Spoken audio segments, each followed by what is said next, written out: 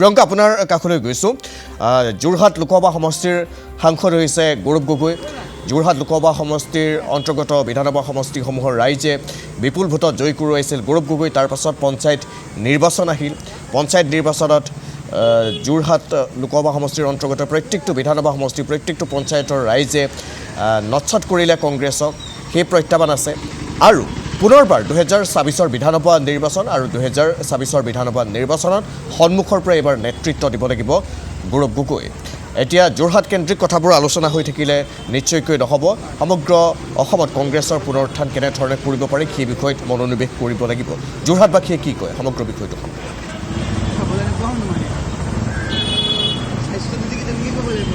আপুনি ইতিমধ্যে উল্লেখ কৰিছে 2024 লোকসভা নিৰ্বাচনত গৌৰৱ গগৈৰ যিটো ঢৌ সেই ঢৌ কিন্তু এবছৰ পাছতে ম্লান হোৱা পৰিলক্ষিত হ'ল পঞ্চায়ত নিৰ্বাচনত এক প্ৰকাৰে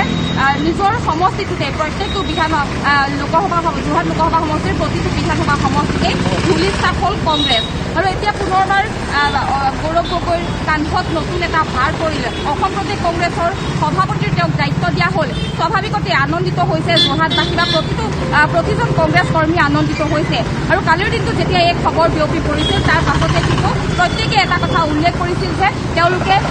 এক সঞ্জীৱনী শক্তি পাইছে পুনৰ উদ্ধাৰ হ'ব দলটোৰ গৌৰৱ গগৈৰ নেতৃত্বত তেনেধৰণৰ কিছু মন্তব্য দিছিল এতিয়া কেৱল যোৰহাট লোকসভা সমষ্টিৰ দায়িত্ব যিহেতু তেখেতৰ নাই সমগ্ৰ অসমৰে দায়িত্ব তেখেতৰ কান্ধৰ ওপৰত পৰিল আৰু যি এইগৰাকী গৌৰৱ গগৈৰ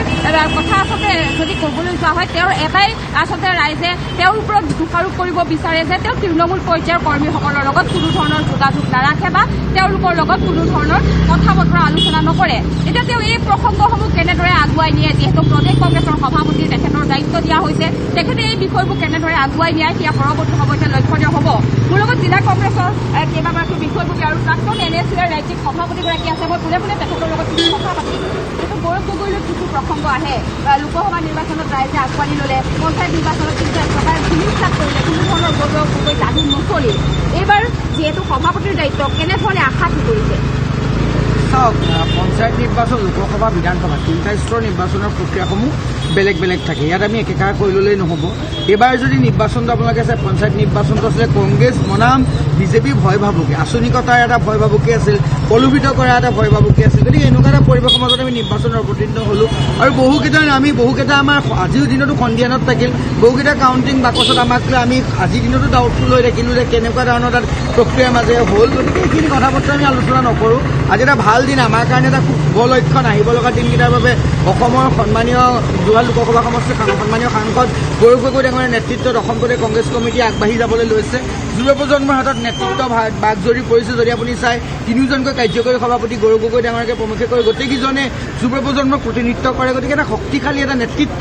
AICC ফালৰ পৰা বা অসম প্ৰদেশত তেওঁলোকে প্ৰদান কৰিছে আমি আশাবাদী যে গৌৰৱ গগৈ ডাঙৰীয়াৰ নেতৃত্বত যেনেদৰে 1999 চনত অসম প্ৰদেশ কংগ্ৰেছ কমিটিৰ সেই সময়ত বৰ্তমান প্ৰয়াত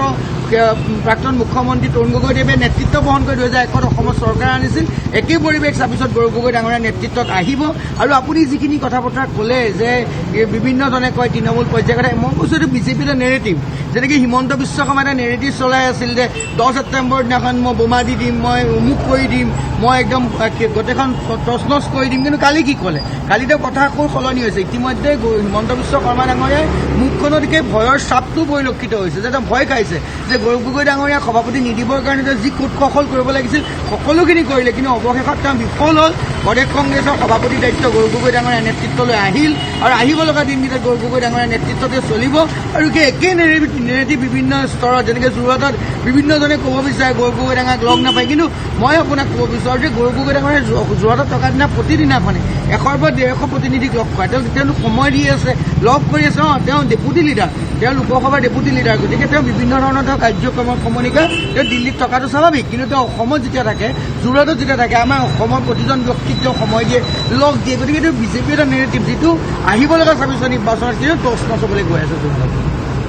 যোৰহাট লোকসভা সমষ্টিটো উদ্ধাৰৰ ক্ষেত্ৰত কেনেধৰণে আপোনালোকে জিলা কংগ্ৰেছ কাম থাকিব প্ৰথমতে যোৱাকালি গৌৰৱ গগৈ ডাঙৰীয়াক যেতিয়া অসম প্ৰদেশ কংগ্ৰেছ কমিটিৰ সভাপতি দিলে যে এটা তৃণমূল পৰ্যায়ত কংগ্ৰেছ কৰ্মীসকলৰ উৎসাহ 10 গুণে বৃদ্ধি হ'ল মই দুগুণ শব্দ ইউজ কৰা নাই 10 গুণ শব্দ ইউজ কৰিছোঁ এইটো কাৰণে 10 গুণ শব্দ ব্যৱহাৰ কৰিছোঁ যে তৃণমূল পৰ্যায়ৰ কৰ্মীয়ে আশা কৰি আছিলে যে গৌৰৱ গগৈ ডাঙৰীয়াৰ নেতৃত্বত এজন যুৱ প্ৰতিনিধিৰ নেতৃত্বত অসমখন আগুৱাই যাওক, অসমৰ যুৱ প্ৰজন্মক আগুৱাই যাওক, অসমৰ যুৱ প্ৰজন্মই অসমৰ নেতৃত্ব লওক, এনেকুৱা এটা ভাৱধাৰে আমি কংগ্ৰেছ কৰ্মীসকলে বিচাৰি আছিলোঁ, যিটো আজি যোৱাকালি অসম অল ইণ্ডিয়া কংগ্ৰেছ কমিটিয়ে গৌৰৱ গগৈ ডাঙৰীয়াক সভাপতি নিযুক্তি দিছে আৰু দিয়াৰ লগে লগে গোটেই অসমত মানে সন্ধিয়াৰ পৰা ধুবুৰীলৈকে এটা আলোড়নৰ সৃষ্টি হৈছে আৰু কংগ্ৰেছ কৰ্মীসকল দুগুণ উৎসাহে আগবাঢ়ি গৈছে আৰু 2026ত অসমত গৌৰৱ গগৈ ডাঙৰীয়াৰ নেতৃত্বত আৰু কংগ্ৰেছৰ সামূহিক নেতৃত্বত সকলো নেতাৰ নেতৃত্বত এখন কংগ্ৰেছৰ চৰকাৰ হ'ব আৰু বিজেপি বিস্ফোৰণ উৎখাত হ'ব। আমি আচলতে সকলো উৎফুল্লিত যে যোৰহাট জিলা কংগ্ৰেছৰ ফালৰ পৰা আমি ধন্যবাদ জনাইছোঁ অসম প্ৰদেশ কংগ্ৰেছৰ নৱনিযুক্ত সভাপতি ডাঙৰীয়াক দায়িত্ব অৰ্পণ কৰাৰ কাৰণে। অসম প্ৰদেশ কংগ্ৰেছৰ তেখেতক যি গুৰু দায়িত্ব দিছে সেই গুৰু দায়িত্বত তেখেতে নিশ্চয় অসম কংগ্ৰেছক আগুৱাই লৈ যাব আৰু 2026ত আমাৰ চৰকাৰ গঠন হ'ব। কিন্তু আপুনি আমাৰ উপৰোক্ত বক্তাজনক সোধা এটা প্ৰশ্নৰ উত্তৰ দিব খুজিছোঁ যে যোৰহাট জিলা কংগ্ৰেছ কেনেকৈ আগবাঢ়ি যাব, এই বস্তুটো আপুনি তেখেতক সুধিছিল। মই ক'ব যে আমি এতিয়া তেখেতৰ নেতৃত্বত এনেও আমি তৃণমূল পৰ্যায়ত কাম কৰি আছিলোঁ আৰু অধিক তীব্ৰভাৱে আমি তৃণমূল পৰ্যায়ত আৰু আমাৰ মানে দলৰ ভেটি শক্তিশালী কৰাৰ চেষ্টা কৰিম আৰু তৃণমূল পৰ্যায়ৰ পৰাই বিজেপিৰ যিটো নেৰেটিভ আৰু বিজেপিৰ যিটো মানে লোভীয়া আঁচনিবিলাক যিবিলাক তেওঁলোকে দিয়ে ক্ষমতা লাভৰ কাৰণে যিবিলাক আঁচনি তেওঁলোকে ৰাইজৰ মাজলৈ লৈ যায় সেইবিলাক যে ভুৱা আৰু প্ৰবঞ্চনাৰে ভৰপূৰ সেইবিলাক আমি এষ্টাব্লিছ কৰাৰ চেষ্টা কৰিম। এগৰাকী জ্যেষ্ঠ কংগ্ৰেছ কৰ্মী আছে, এগৰাকী তৰুণ গগৈ দেৱকৰ ওচৰৰ পৰা আপুনি লগ পাইছিল, এইবাৰ গৌৰৱ গগৈ সভাপতিৰ দায়িত্ব দিয়া হ'ল, কেনেধৰণে আপোনালোকৰ মনোবল কেনেধৰণে? আমি কালি যেতিয়া AICCয়ে গৌৰৱ গগৈ ডাঙৰীয়াক অসমৰ সভাপতি দায়িত্ব দিলে, আমি সেই সময়ৰ পৰাই আমাৰ এটা মনত উৎফুল্লিত হৈছে। আমাৰ তৃণমূল কৰ্মীসকলে ইমানেই ভাল পাইছোঁ যে তেখেতে নেতৃত্বত আমাৰ অসমত এটা আমাৰ কংগ্ৰেছৰ যিটো অলপ ম্লান হৈছিলে সেইটো যাতে অলপ হেৰি হ'ব, সজীৱ হ'ব আৰু তেখেতৰ নেতৃত্বতে ভৱিষ্যতত আমাৰ কংগ্ৰেছ দলটো আগবাঢ়িব বুলি আমাৰ মনত হেৰি হৈছে। আৰু প্ৰয়াত তেখেতৰ দেউতাকে যিধৰণে ডুবিবলৈ ধৰা কংগ্ৰেছ দলক মানে উদ্ধাৰ কৰিছিলে, সেই তেনেকেই আমাৰ গৌৰৱ গগৈ ডাঙৰীয়াৰ নেতৃত্বতে আমি সকলোৱে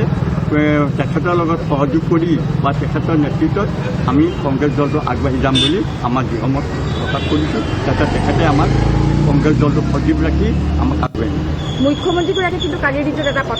কথা উল্লেখ কৰিছিল যে AICCয়ে পুনৰবাৰ প্ৰমাণ কৰিলে যে গৌৰৱ গগৈ সভাপতি দি পাকিস্তানক যে কংগ্ৰেছে দেখি ভাল পায়, তেনেধৰণৰ কিছু মন্তব্য দিছিল। কেনেকৈ পাকিস্তানক ভাল পাব? গৌৰৱ গগৈ ডাঙৰীয়া কি অসমীয়া নহয় নেকি? গৌৰৱ গগৈ ডাঙৰীয়া কি ভাৰতীয় নহয় নেকি? হিমন্ত বিশ্ব শৰ্মা ডাঙৰীয়াৰ কথা বৰ্তমান সময়ত মানে কথাবোৰ এনেকুৱা ধৰণৰ হৈছে, যেতিয়া তেওঁ লোকসভা নিৰ্বাচন হোৱা নাছিল তেতিয়া যোৰহাটৰ পৰা ইলেকশ্যন খেলে, যেতিয়া লোকসভা নিৰ্বাচন পৰাভূত হ'ল তাৰপিছত ক'লে ইয়াত খেলা পৰিৱেশ নাই, এতিয়া পঞ্চায়ত নিৰ্বাচন জিকাৰ লগে লগে তেওঁ ক'লে আকৌ মই যোৰহাটৰ পৰা খেলিম, আকৌ এতিয়া কাইলৈ পৰহিলে যে গৌৰৱ গগৈ সভাপতি দিলে আকৌ ক'ব যে মই যোৰহাটৰ পৰা নেখেলোঁ, জালুকবাৰীয়ে মোক নেৰে। এই হিমন্ত বিশ্ব শৰ্মা ডাঙৰীয়া কথাবোৰ আগতে যেনেকৈ আমি সৰুকালত চাইছিলোঁ কাৰ্টুনৰ চৰিত্ৰবোৰ, এতিয়া কাৰ্টুন চৰিত্ৰলৈ ৰূপান্তৰিত হৈছে। কালি এজনে ফেচবুকত লিখিছে মামাৰ পৰা মামু হ'বলৈ বেছি দিন নাই। এই পৰিৱেশ আহি আছে, তেওঁৰ মনত ভয় আছে, শংকা আছে, মুখত এটা ভয়ৰ চাপ পৰিছে। কালি তেওঁ ভবা নাছিল যে অসম প্ৰদেশ কংগ্ৰেছ কমিটি ইমান শক্তিশালী এটা সিদ্ধান্ত ল'ব, যে লৈ ল'লে সেইটো সিদ্ধান্তৰ ওপৰত তেওঁ কৰিব পৰা একো নাই, গতিকে তেওঁ কিছু কথা কৈছে। কালি আপোনালোকে যদি ভালকৈ প্ৰত্যক্ষ কৰে হিমন্ত বিশ্ব শৰ্মা ডাঙৰীয়াৰ মুখত এই ভয়ৰ চাপটো আপোনালোকে চাব, যে তেওঁ কৈছে যে কোনো আইনগত ব্যৱস্থা গ্ৰহণ কৰা নহয়, ভাৱমূৰ্তি তেওঁ কিন্তু মানে প্লান হ'ব। সেই এনেকুৱা ধৰণৰ কথা বতৰাবোৰে কি বুজায়? যেনেকুৱা ধৰণৰ কথা ইয়াত দাম্ভিকতাৰ যোৰহাটত তেওঁলোকে বৰ্ধিত কাৰ্যনিৰ্বাহক সভাত কৈছিল, সেই কথা বতৰা আজি স্থিতি অটল আছেনে? হিমন্ত বিশ্ব শৰ্মা ডাঙৰীয়া কান্ধুলি মাছৰ নিচিনা, যে সময় পালে ইলুটিক, সময় পালে শিলুটি। গতিকে হিমন্ত বিশ্ব শৰ্মা ডাঙৰীয়াৰ কথা বতৰাত আমি উত্তৰ দিব লাগে বুলি নাভাবোঁ। 26ত এটা কথা ঠিক, হিমন্ত বিশ্ব শৰ্মাই জানে যদি উত্থান হয় এদিন পতন হ'বই, আৰু সেই পতন 26ত যে আহি আছে সেই কথা তেওঁ ইতিমধ্যে হৃদয়ংগম কৰিব পাৰিছে, যাৰ বাবে তেওঁ কথাৰ কোনো স্থিৰতা নাইকিয়া হৈ গৈ আছে। হয় পাৰ্থ চাওক, এয়া জিলা কংগ্ৰেছৰ মন্তব্য। এতিয়া যথেষ্ট জিলা কংগ্ৰেছ কৰ্মীসকল আনন্দিত হৈ আছে। তেওঁলোকে এটা কথা উল্লেখ কৰিছে যে ঠিক আছে প্ৰিয়ংকা, এই মুহূৰ্তত আপোনাক আমি ধন্যবাদ জ্ঞাপন কৰিছোঁ। আৰু সেয়া আছিল যোৰহাটৰ কংগ্ৰেছ নেতৃত্বৰ প্ৰতিক্ৰিয়া। তেওঁলোকে আদৰণি জনাইছে, উৎফুল্লিত হৈছে আৰু 26ত সন্মুখৰ পৰা গৌৰৱ গগৈ নেতৃত্ব দিব পাৰিব এই কথা বিশ্বাস ৰাখিছে আৰু তেনেধৰণেই তেওঁলোকে আগবাঢ়ি যোৱাৰ মনস্থ ইতিমধ্যে কৰিছে। আমি প্ৰিয়ংকা সেনাপতিক এই মুহূৰ্তত ধন্যবাদ জ্ঞাপন কৰিছোঁ।